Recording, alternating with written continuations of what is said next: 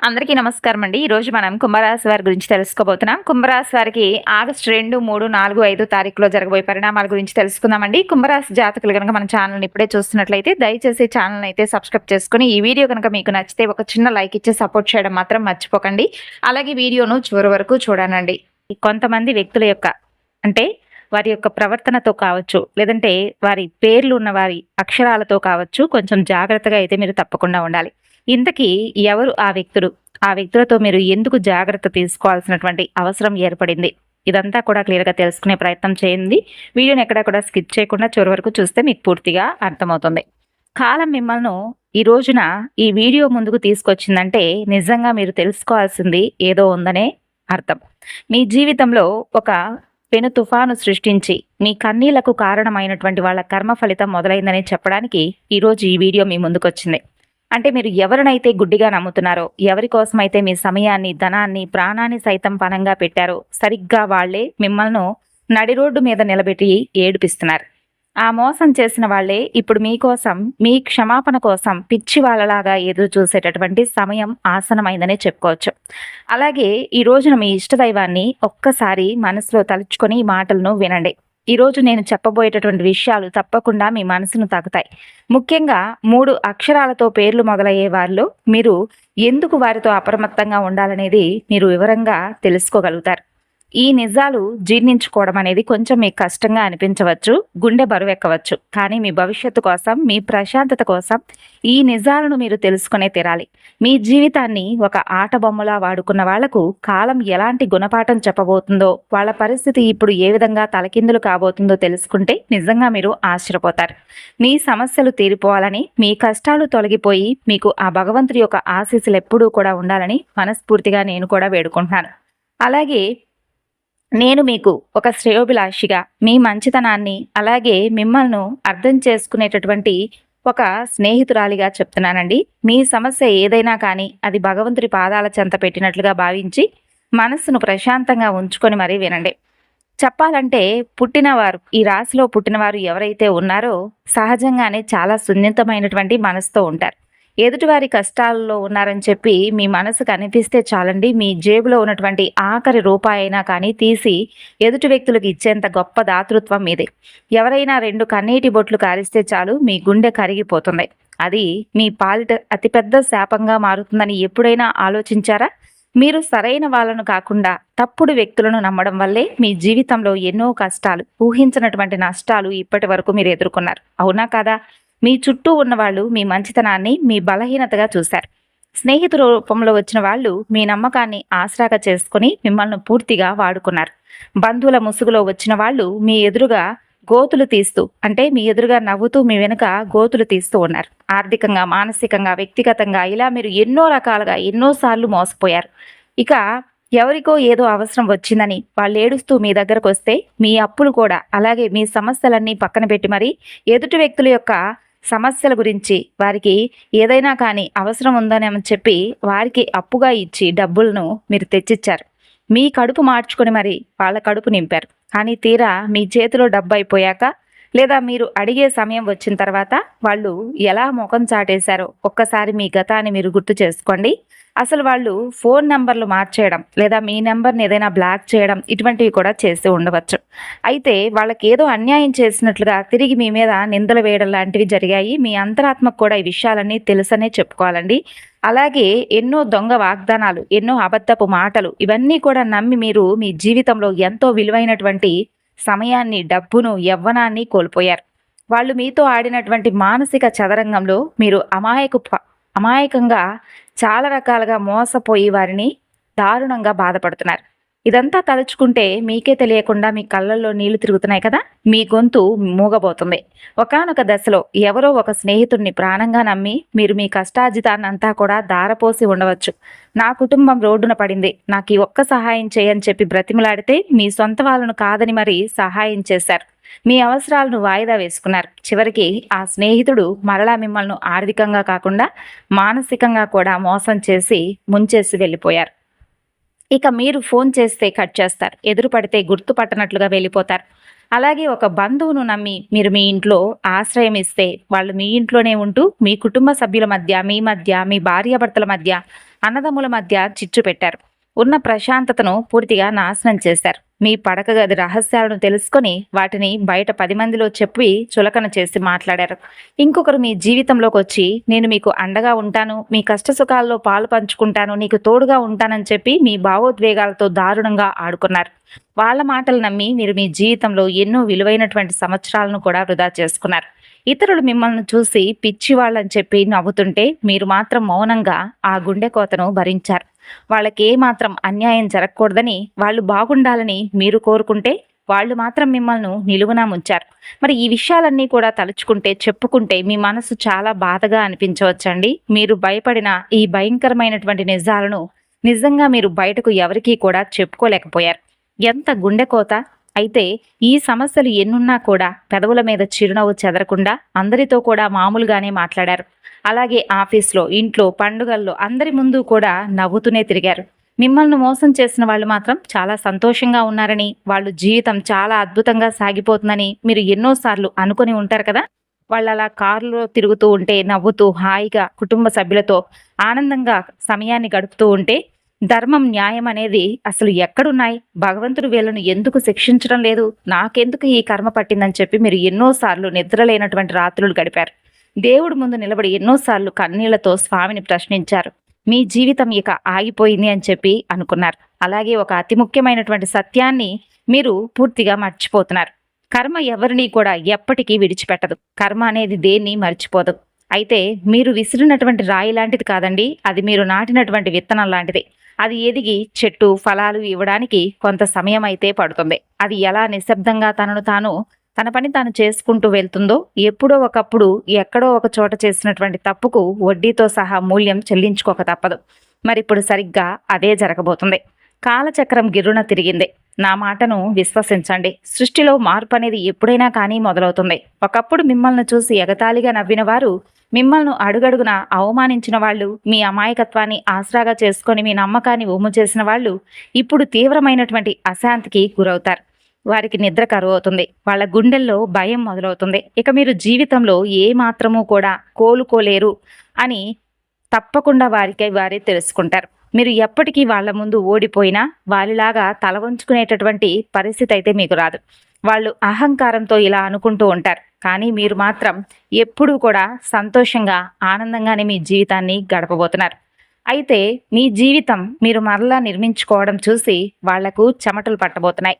వాళ్ళ పునాదులు కదలబోతున్నాయి.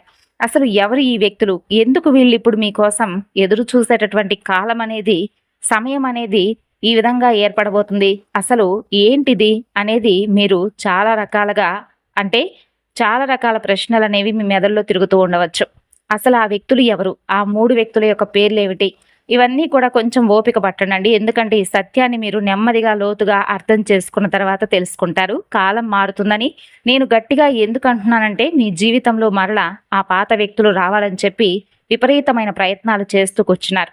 వాళ్ళకి బయట ప్రపంచం ఎలాంటిదో, స్వార్థం అంటే ఏమిటో ఇప్పుడు స్పష్టంగా అర్థమవుతుంది. మిమ్మల్ని మోసం చేసిన వాళ్ళు ఎంత పెద్ద తప్పు చేశారో, ఎంత గొప్ప వ్యక్తిని మేము కోల్పోయామా అని చెప్పి వాళ్ళకి ఇప్పుడు పూర్తిగా తెలిసొచ్చింది. కర్మ తన అసలైనటువంటి ప్రతాపాన్ని చూపించడం మొదలు పెడుతుంది. ఇప్పుడు వాళ్ళ జీవితంలో ఊహించినటువంటి సమస్యలు, ఆర్థిక నష్టాలు, ఆరోగ్య సమస్యలు చుట్టుముట్టబోతున్నాయి. ఒకప్పుడు వాళ్ళు ఎవరినైతే గుడ్డిగా నమ్మి మిమ్మల్ని వదిలేశారో, మీ మీద నిందలు వేశారో, ఇప్పుడు సరిగ్గా వాళ్లే మిమ్మల్ని వెతుక్కుంటూ రాబోతున్నారు. వారు ఎవరినైతే పూర్తిగా నమ్మారో వారు వీరిని దారుణంగా మోసం చేశారు. అందుకే వాళ్ళకి ఇప్పుడు పూర్తిగా మీ విలువ, మీ మంచితనం అర్థమైంది. మీకోసం ఇప్పుడు వాళ్ళు కళ్ళల్లో ఒత్తులు వేసుకొని మరీ ఎదురు చూస్తున్నారు.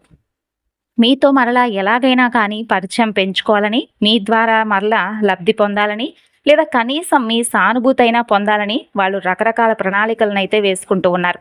వాళ్ళు మీ స్నేహితుల ద్వారా, బంధువుల ద్వారా రాయబారాలను పెంచవచ్చు. లేదా ఇక్కడ మీరు చాలా జాగ్రత్తగా ఉండవలసినటువంటి అత్యంత క్లిష్టమైనటువంటి సమయం. వాళ్ళు మీ ముందుకు వచ్చి ముసలి కన్నీరు కార్చవచ్చు. నన్ను క్షమించు అని కాళ్ళ మీద పడవచ్చు. వాళ్ళు ఎంత ప్రాధేయపడినా, ఎన్ను కన్నీళ్లు పెట్టుకున్నా కానీ మీరు మరలా పొరపాటున కూడా వాళ్ళ బుట్టలో అయితే పడకండి. పగ తీర్చుకోకండి. కానీ వాళ్ళను మరలా మీ జీవితంలోకి అయితే అస్సలు ఆహ్వానించకండి. కర్మ ఎప్పుడూ కూడా నిశ్శబ్దంగానే పనిచేస్తుంది. నిత్యం సత్యం ఎప్పుడూ కూడా కాస్త ఆలస్యంగానే గెలుస్తుంది. కానీ అంతిమ విజయం సత్యానిదే అవుతుంది. కాబట్టి ఈ విషయాన్ని మీరు మనస్ఫూర్తిగా నమ్మండి. ప్రతి చర్యకు ఇంకొక ప్రతిచర్య అనేది ఉంటుంది. ప్రతి పనికి ఒక పర్యవసానం ఉంటుంది. వాళ్ళు మీతో ఆడినటువంటి ఆ ఆటకు ఇప్పుడు వారే బలైపోతున్నారు. ముఖ్యంగా నేను చెప్పబోయేటటువంటి ఆ 3 పేర్లు ఉన్న వాళ్ళతో మీరు తప్పకుండా అడుగు తీసి అడుగు వేసేటప్పుడు 1000 సార్లు కాకుండా 1,00,000 సార్లు లేదా కొన్ని కోట్ల సార్లైనా ఆలోచించక తప్పదు. అలాగే ఆ పేర్లున్న వాళ్ళందరూ కూడా ఒకేలా ఉండకపోయినా మీ జీవితంలో మీకు ఎదురయ్యేటటువంటి అతిపెద్ద మోసానికి ఆ పేర్లతో స్టార్ట్ అయ్యేటటువంటి అక్షరాలే ఒక బలమైనటువంటి సంబంధంతో ముడిపడి ఉంటుంది. అయితే ఆ పేర్లు ఏమిటి అని మీరు ఆత్రుతగా ఎదురు చూస్తున్నారని నాకు అర్థమైంది. నేను ఆ పేర్లనైతే వెల్లడిస్తున్నాను. కానీ దానికి ముందు మీ మనసును సిద్ధంగా ఉంచుకోనండి. మరలా మరలా ఆలోచించండి. ఎవరు ఆ వ్యక్తులు? ఎందుకు వీళ్ళు మీ జీవితంలోకి మరలా రావాలని చెప్పి అనుకుంటున్నారు? ఏ కర్మ వీళ్ళను దహించి వేయబోతుంది? అసలు ఆ 3 అక్షరాల పేర్లు ఏంటి? ఎందుకు? అనేది మీరు ఆలోచిస్తున్నారు. మీరు ఒంటరిగా ఉండండి. మీ జీవితంలో ఎన్నోసార్లు మీ మనసును అంటే మీ మాటను పూర్తిగా మీ మనసు అనేది ఎన్నిసార్లు మీకు ముందు ముందు రకాలుగా జరిగేటటువంటి ప్రణాళికల గురించి, సూచనల గురించి చెప్పినప్పటికీ మీరు అర్థం చేసుకోలేదు. కానీ ఈసారి మాత్రం మీ మనసు చెప్పేటటువంటి మాటను వినండి. మీ అంతరాత్మ యొక్క ఘోష అనేది సరిగ్గా అర్థం చేసుకోండి. ఇతరుల మాట విని మోసపోకండి. ఎవరైనా మీకు ఏదైనా సలహా ఇస్తే అది నిజమేనేమోనని చెప్పి గుడ్డిగా నమ్మేయకండి. వాళ్ళ మాయ మాటలకు పడిపోకండి. అయితే ఇప్పుడు ఆ పరిస్థితి ఎలా మారాలి? ఎలా మారబోతుంది? మీరు ఎలా మార్చుకోవాలనేది కూడా తెలుసుకోండి. మీరు ఎవరిని నమ్మాలో, ఎవరిని దరిదాపుల్లో కూడా రానివ్వకుండా ఉండాలనేది స్పష్టంగా తెలుసుకోండి. సత్యం ఎప్పుడూ కూడా కాస్త చేదుగానే ఉంటుంది. అయితే అది మీ ప్రాణాలనైతే తప్పకుండా కాపాడుతుంది. కర్మ అనేది తన పని తాను చేసుకుంటూ పోతున్నప్పుడు మనం మధ్యలో దూరి వాళ్ళను కాపాడడానికి ప్రయత్నించకూడదు. అలా చేస్తే కర్మ మనకు కూడా అంటుకుంటుంది. వాళ్ళు చేసినటువంటి కర్మను వాళ్లే కదా అనుభవించాలి. సత్యం అనేది ఎప్పటికీ దాగదు. కాబట్టి మీరు చేసిన ప్రతి మంచి పనికి భగవంతుడు మీకు బహుమతి ఇవ్వబోతున్నాడు. మరి వాళ్ళు చేసినటువంటి ప్రతి చెడ్డ పనికి కాలం ఇప్పుడే ఈ జన్మలోనే ఫలితం అనేది అనుభవించి తీరేలాగా వారికి గుణపాఠం చెప్పబోతుంది. ఇక ఇంకా మీలో చాలామంది ఇప్పటికే ఒక ఆశతో బ్రతుకుతూ ఉన్నారు. అంటే ఏదో ఒక రోజు వాళ్ళు మారిపోతారేమో, వారి తప్పు తెలుసుకొని వస్తారేమో, పాత రోజులు తిరిగి మరలా వస్తాయేమోనని చెప్పి అనుకుంటున్నారు. అవును, వాళ్ళు వస్తున్నారు. కానీ వాళ్ళు మారరు. వాళ్ళు మనస్తత్వం మారదు. వాళ్ళ అవసరం కోసం మాత్రమే మరలా మీ దగ్గరకు రాబోతున్నారు. ఇది మీరు మీ మనసులో పచ్చబొట్టులాగా ఖచ్చితంగా గుర్తుపెట్టుకోవాలి. మీ మంచితనాన్ని వాళ్ళు ఎప్పుడూ కూడా ఒక దౌర్భాగ్య బలహీనతగా చూశారు. మీరు క్షమిస్తారు అనే ధైర్యంతో వీడెక్కడికి పోతాళ్లే అనే అలుసుతో వాళ్ళు పదే పదే మీ యొక్క విషయంలో తప్పులు చేస్తూనే ఉన్నారు. అయితే ఈసారి మీరు వాళ్లకు ఈ అవకాశం అనేది అస్సలు ఇవ్వకండి. మీ జీవితం ఒక ప్రయోగశాల అయితే కాదు కదా. ప్రతి ఒక్కరూ వచ్చి మీతో ఆడుకొని వెళ్ళడానికి. మీకు గొప్ప విలువ ఉంది. మీకంటూ ఆత్మగౌరవం ఉంది. మీ మంచితనం ఏంటో భగవంతుడికి తెలుసు. మరి దాన్ని మీరు ఎవరి కోసమో, ఏ బంధం కోసమో త్యాగం చేయాల్సిన అవసరం లేదు. వదులుకోకూడదు. కర్మ నిశ్శబ్దంగా పనిచేస్తున్నప్పుడు మధ్యలో మీరు దూరకూడదు. సత్యం సమయం తీసుకుంటుంది. అయితే అంతిమంగా మాత్రం గెలిచే తీరుతుంది. ఇలా ప్రతి కర్మకు ఒక ఫలితం అనేది ఉంటుంది. ఆ మాటలను మీ మదిలో మంత్రంలాగా జపించుకోండి. ఎవరా వ్యక్తులు? ఎందుకు మీకోసం ఎదురు చూస్తున్నారు? అసలు ఆ అక్షరాలతో పేర్లు మొదలయ్యేవారు ఎవరు అనేది ఇప్పుడు మీరు తెలుసుకోండి. ఇక మీ యొక్క నిరీక్షణకు ముగింపు పలుకుతూ ఆ 3 అక్షరాల పేర్లతో ఉన్నవారి పేర్లు ఏంటనేది చెప్పే సమయం వచ్చింది. ఎందుకంటే మీరు ఎక్కువగా సమస్యలను తెచ్చిపెట్టుకోవడం, తీవ్రమైనటువంటి నమ్మక ద్రోహానికి బలైనటువంటి వారండి. ఎందుకంటే మీ మంచితనమే మీకు శాపంలాగా మారింది. చెప్పాలంటే మీ భవిష్యత్ ప్రణాళికలు, మీ డబ్బు వ్యవహారాలు, మీ వ్యక్తిగత రహస్యాలు కొంతమంది వ్యక్తులతో మీరు చాలా రకాలుగా షేర్ చేసుకున్నారు. అయితే ఆ వ్యక్తులే ఇప్పుడు వారితో పంచుకున్నప్పుడు మీరు చాలా రకాల రహస్యాలను కూడా షేర్ చేసుకుని ఉండవచ్చు.